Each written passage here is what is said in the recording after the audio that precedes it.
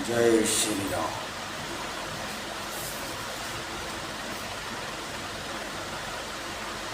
भरत का अगाध प्रेम और मुनि भरद्वाज जी का उनको उनके प्रति समर्पण का प्रसंग चल रहा था। प्रयागराज से विदा होने वाले हैं। आइए चलते हैं चित्रकूट की ओर। मन हो न आनिय अमरपति रघुबर भगत अकाज। अजस लोक परलोक दुख दिन दिन शोक समाज। हे देवराज रघुकुल श्रेष्ठ श्री रामचंद्र जी के भक्त का काम बिगाड़ने की बात मन में भी न लाइए। ऐसा करने से लोक में अपयश और परलोक में दुख होगा और शोक का समान दिनों दिन बढ़ता ही चला जाएगा। सुन सुरेश उपदेश हमारा राम ही सेवक परम प्यारा। अमानत सुख सेवक सेवकाई सेवक बैर बैरु अधिकाई। हे देवराज हमारा उपदेश सुनो। श्री राम जी को अपना सेवक परम प्रिय है। वे अपने सेवक की सेवा से सुख मानते हैं और सेवक के साथ और करने से साथ बैर करने से बड़ा भारी बैर मानते हैं। यद्यपि सम नहीं राग न द्रोसु गई है न पाप पुन गुण दोषु। अब कर्म प्रधान विष कर राग खा जो जस कर तस फल चाखा। यद्यपि वे सम हैं, उनमें न राग है न द्वेष है और न वे किसी का पाप पुण्य और गुण दोष ही ग्रहण करते हैं। उन्होंने विश्व में कर्म को ही प्रधान कर रखा है। जो जैसा करता है वह वैसा ही फल भोगता है। तो तदपि करहि सम विषम बियारा। भगत अभागत अहृदय अनुराग अनुसारा। अगुण अलेप अपान एक रस राम सगुण भय भगत प्रेम बस। तदपि वे भक्त और भक्त के हृदय के अनुसार सम और विषम व्यवहार करते हैं। भक्त को प्रेम से गले लगा लेते हैं और भक्त को मार कर अभक्त को मार तार देते हैं। गुण रहित निलेप मान रहित और सदा एक रस भगवान श्री राम भक्त के प्रेम बस ही सगुण हुए हैं। राम सदा सेवक रुचि राखी वेद पुराण साधु सुर साखी। असजी अजानित जाऊँ कुटिलाई करहु भरत पद प्रीत सुहाई।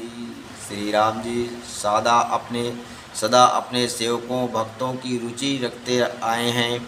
वेद पुराण साधु और देवता इसके साक्षी हैं। ऐसा हृदय में जानकर कुटिलता छोड़ दो और भरत जी के चरणों में सुंदर प्रीत करो। तो राम भगत परहित निरत पर दुख दुखी दयाल। और भगत शिरोमणि भरत ते जन डर पहुँ सुरपाल। हे देवराजेंद्र श्री रामचंद्र जी के भक्त का सदा दूसरों के हित में लगे रहते हैं। वे दूसरों के दुख से दुखी और दयालु होते हैं। फिर भरत जी तो भक्तों के शिरोमणि हैं, उनसे बिल्कुल न डरो। सत्यसंध प्रभु सुरहितकारी और भरत रामया यश अनुसारी। स्वार्थ विवश विकल तुम हो भरत दोषु नहीं राउर मोहु।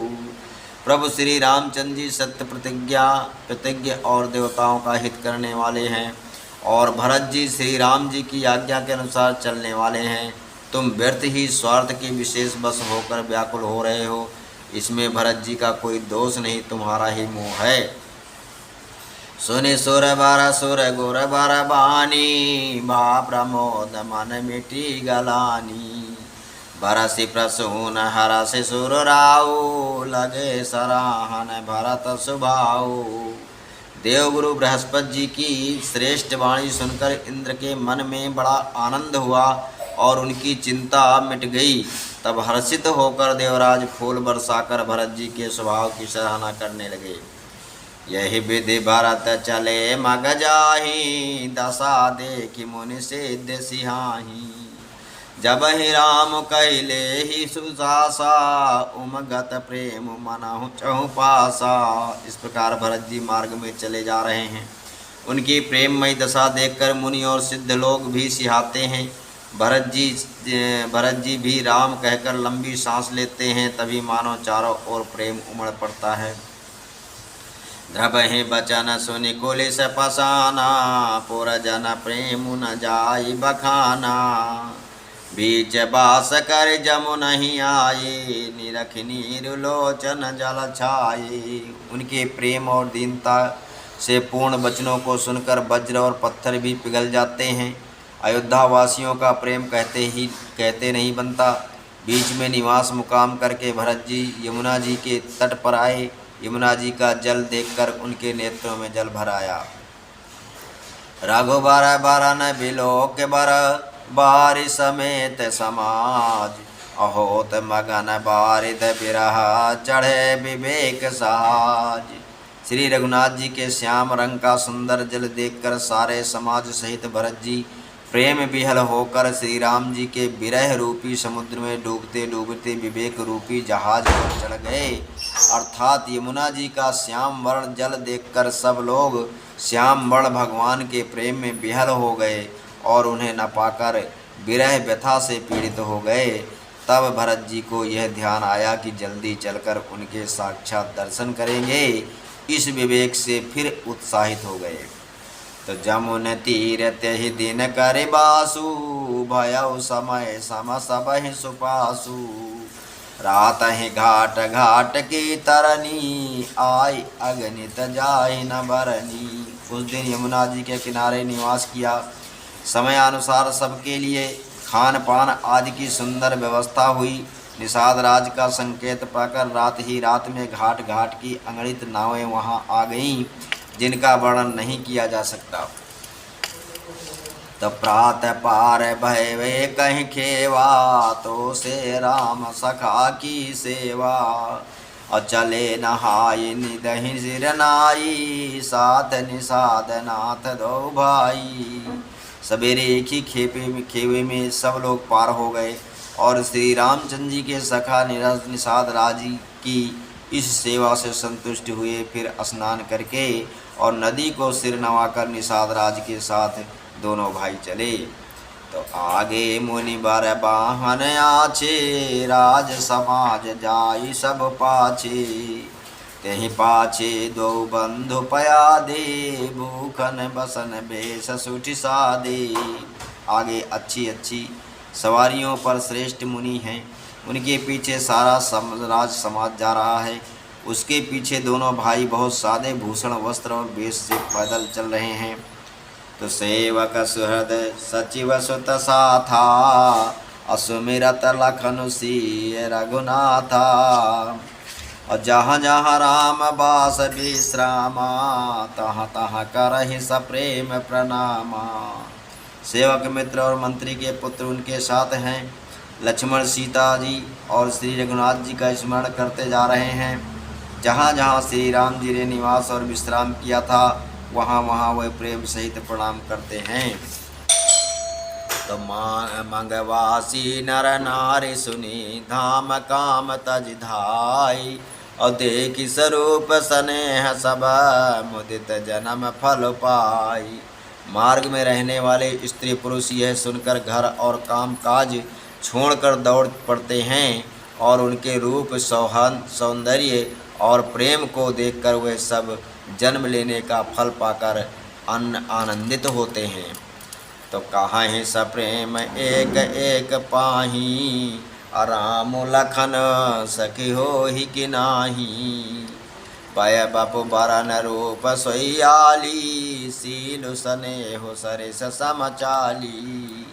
गाँव की स्त्रियां एक दूसरी से प्रेम पूर्वक कहती हैं, सखी ये राम लक्ष्मण हैं कि नहीं। हे सखी, इनकी अवस्था शरीर और रंग रूप तो वही है, शील स्नेह उन्हीं के सदृश है और चाल भी उन्हीं के समान है। तो तो बेस न सो सखिसी न संगा, आगे अनी चली चतुरंगा। नहीं प्रसन्न मुख मानस खेदा, सखी संदेह होई यही भेदा।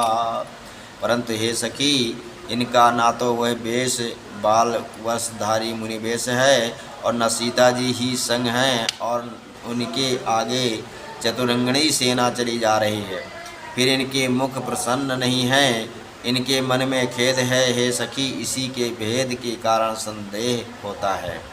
तो तास उतरा कहती है गन मन मानी, कहाँ ही सकल त्यहि समझन सयानी। तेहि सराही बानी पुरी पूजी, बोली मधुर बचन तियजू जी। उसका तर्क युक्त अन्य स्त्रियों के मन भाया। सब कहती हैं कि इसके समान सयानी चतुर कोई नहीं है। उसकी सराहना करके और तेरी वाणी सत्य है, इस प्रकार उसका सम्मान करके दूसरी स्त्री मीठे वचन बोली। कही समय में सब कथा प्रसंगो, जहि विधि राम राज रस भंगो। भरत ही बहुरी सराहन लागी, शील स्नेह सुभाय सुभागी। श्री राम जी के राज तिलक का आनंद जिस प्रकार से भंग हुआ था, वह सब कथा प्रसंग प्रेम पूर्वक कहकर फिर वह भाग्यवती स्त्री श्री भरत जी के शील स्नेह और स्वभाव की सराहना करने लगी। चलत पया देखात फल, पिता दीन तजिराज।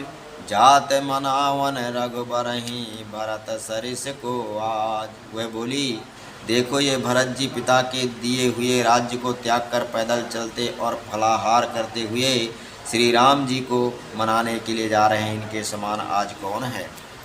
तो भाय भयप भगति भरत आचरनु, कहत सुनत दुख दूषण हरनु। जो बिछु सकाब थोर सखी को सोई, राम बंधु अस काहे न होई। भरत जी का भाईपना भक्ति और इनके आचरण कहने और सुनने से दुख और दोषों के हरने वाले हैं। हे सखी, उसके संबंध में जो कुछ भी कहा जाए वो थोड़ा है। श्री रामचंद्र जी के भाई ऐसे क्यों ना हों। हम सब सानुज भरत ही देखे, भाइन धन्य जो बत जन लेके। सुनि गुण देख दशा पचिताई, कह कह जान जोग सुत नाई। छोटे भाई शत्रुघ्न सहित भरत जी को देखकर हम सब भी आज धन्य बड़भागिनी स्त्रियों को गिनती में आ गई। इस प्रकार भरत जी के गुण सुनकर और उनकी दशा देखकर स्त्रियां पछताती हैं और कहती हैं, ये पुत्र कैकई जैसी माता की योग्य नहीं है। को कह दूषण रानहि नाहिन, विधि सब कीन हम ही जो दाहिन। कहाँ हम लोक वेद विधिहीनी, लघुति कुल करतूति मलिनी। कोई कहती है इसमें रानी का भी दोष नहीं है, ये सब विधाता ने ही किया है जो हमारे अनुकूल है। वह कहाँ तो हम लोग और वेद दोनों की विधि मर्यादा से हीन, कुल और करतूत दोनों से मलिन कुछ तुच्छ स्त्रियाँ। बस ही को देश कुगांव कुबामा, कहाँ यह दरस पुण्य परिणामा। असयानंद अचिरज प्रतिगामा, जन मरुभूमि कल्पतरु जामा। जो बुरे देश जंगली प्रांत और बुरे गांव में बसती हैं और स्त्रियों में भी नीच स्त्रियां हैं, और कहा यह महान पुण्यों का परिणाम स्वरूप इनका दर्शन ऐसा ही आनंद और आश्चर्य गांव गांव में हो रहा है, मानो मरुभूमि में कल्प वृक्ष उग रह गया हो। तो भरत दरसु देखत खुल्यो, मगलो गन कर भाग। अजनु सिंगल बासिन भयो, विधि बस सुलभ प्रयाग। सियावर रामचंद्र की जय, पवन सुत हनुमान की जय। उमापति महा